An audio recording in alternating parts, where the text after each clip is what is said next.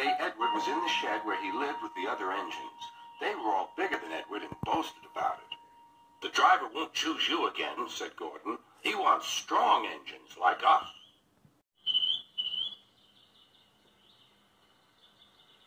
But the driver and fireman felt sorry for Edward.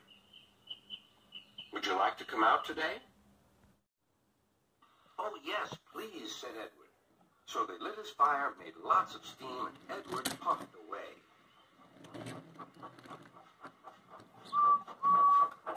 The other engines were very cross at being left behind.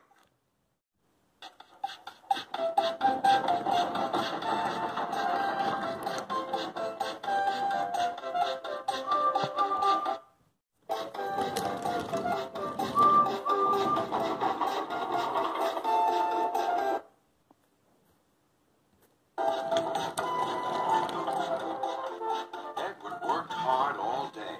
The coaches thought he was very kind, and the driver was very pleased.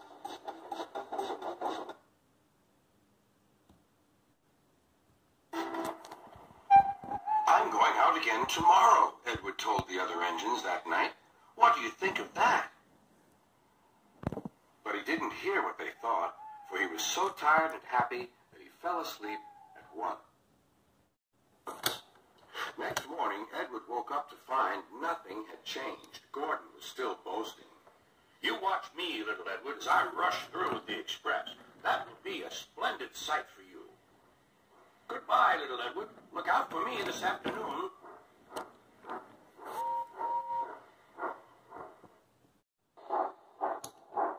Edward went off to do some shunting. He liked it. It was fun playing with freight cars. He would come up quietly and give them a push. Then he would stop, and the silly freight cars would go bump into each other. "Oh!" they cried. "Whatever is happening?"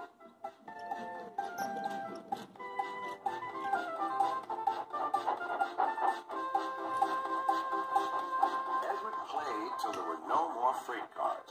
Then he stopped to rest. Presently, he heard a whistle. Gordon was cross. Instead of nice shining coaches, he was pulling a dirty freight train. "A freight train, a freight train, a freight train," he grumbled. "The shame of it, the shame of it, oh, the shame of it." Edward laughed and went to find some more freight cars. Then there was trouble. "Gordon can't get up the hill," the porter called to Edward's driver. "Will you take Edward and push him, please?"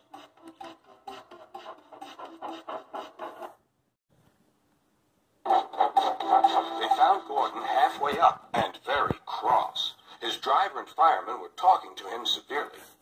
"You're not trying." "I can't do it," said Gordon. "The noisy freight cars hold an engine back so." Edward's driver came up. "We've come to push." "No use at all," said Gordon. "You wait and see," replied Edward's driver. They brought the train back to the bottom of the hill.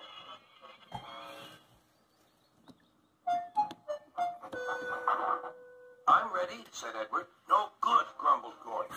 They pulled and pushed as hard as they could.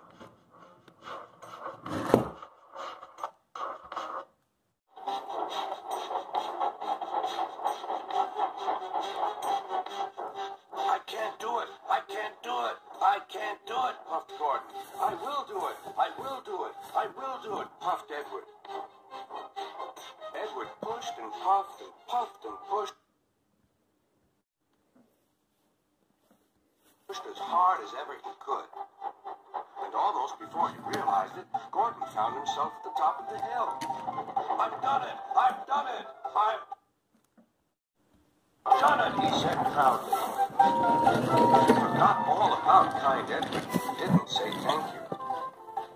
Edward was left out of breath and far behind, but he was happy because he had been so helpful. At the next station, he found that the driver and fireman were very pleased with him. The fireman gave him a nice long drink, and the driver said, "I'll get out my paint tomorrow, give you a beautiful coat of blue with red stripes. Then you'll be the smartest engine in the shed."